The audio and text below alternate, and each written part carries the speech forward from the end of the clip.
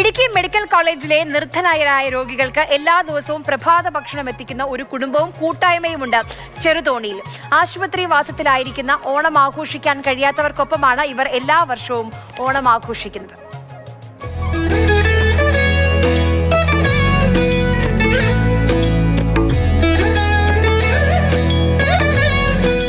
പുത്തൻ വസ്ത്രങ്ങളും ആടയാഭരണങ്ങളും കിരീടവും അണിഞ്ഞ് മാവേലി തയ്യാർ. ഒപ്പം ഒരു കുട്ടി വാമനനും. കൂടെ കുറച്ചുപേരും കുറച്ച് സാധനങ്ങളുമുണ്ട്. നല്ല ആവി പറക്കുന്ന ഇഡ്ലി, ചൂട് സാമ്പാർ. ഇന്നത്തെ യാത്ര ആരംഭിക്കുകയാണ്.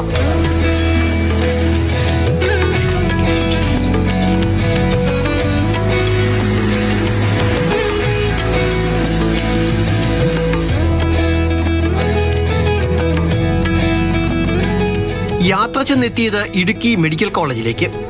മുന്നിൽ മരുന്നും ചികിത്സയുമായി കഴിയുന്ന ഓണം ആഘോഷിക്കാൻ കഴിയാത്തവർ. അവർക്കായി മാവേലി മന്നൻ ഭക്ഷണം വിളമ്പി.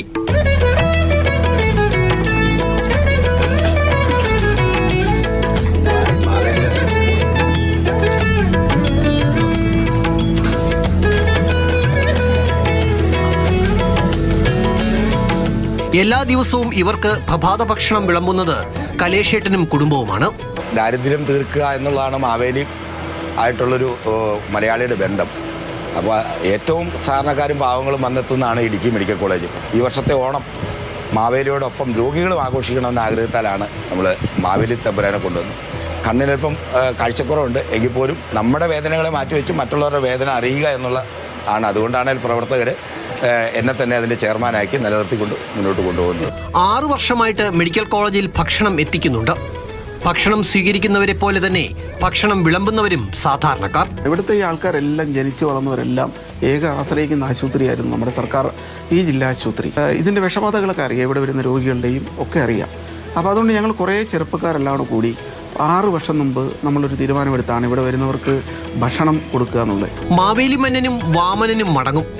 കലേഷേട്ടനും കുടുംബവും അവർക്കൊപ്പമുള്ള ചെറുപ്പക്കാരും നാളെ രാവിലെ വീണ്ടും വരും. കൃത്യം 7:30 തന്നെ പ്രഭാത ഭക്ഷണം വിളമ്പും.